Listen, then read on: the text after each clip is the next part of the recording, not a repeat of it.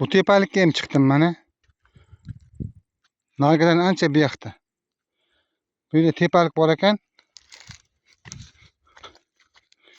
Lekin mana o'rtasi bari o'yilib ketgan mana.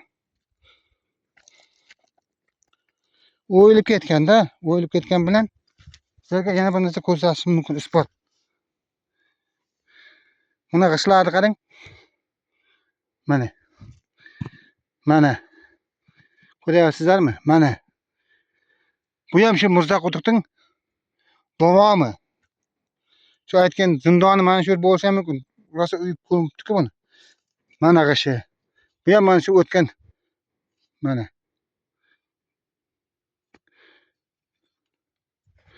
Bu ham shu tomonida juda katta joyda bu. Mana g'ishlarni qarang mana. Mana ham bor. Mana bor. Mana.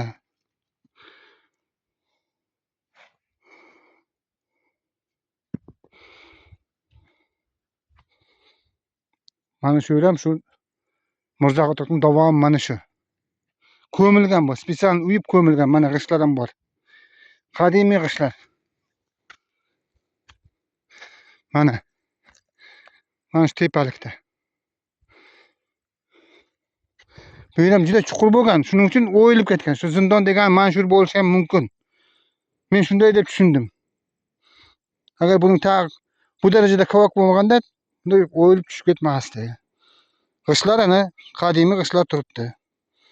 Primer, misol. Mana ham bor. Mana shunaqa.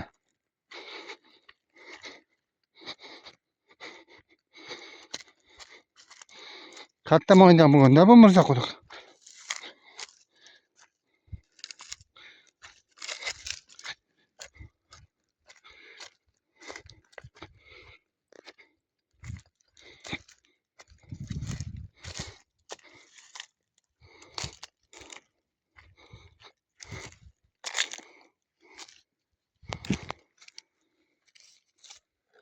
Mana qadimiy g'ish. Ko'rinyapti? Nega menga ko'rinmayapti?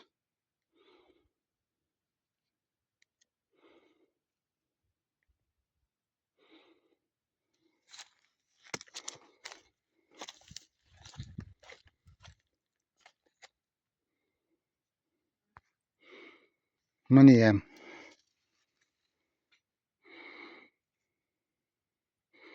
Qadimiy g'ish bu.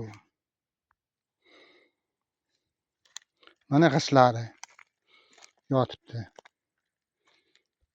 Bu ham shu Mirzaquduqning joyi, davom etgan joyi mana shu. Mana. Mana g'ishlar bor mana. Mana qadimiy g'ishlar.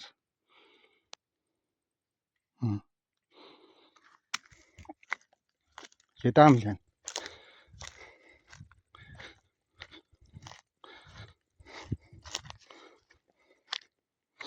Mana shundan qolgan yana bir narsa. Mana g'ishlar sementga o'xshab qandaydir qorishma bilan qilganda buni. Sement desang sementga o'xshamaydi. Lekin g'ishlar yopishgan bir-biriga. Ajoyib bo'lgan ekan shu zamonda.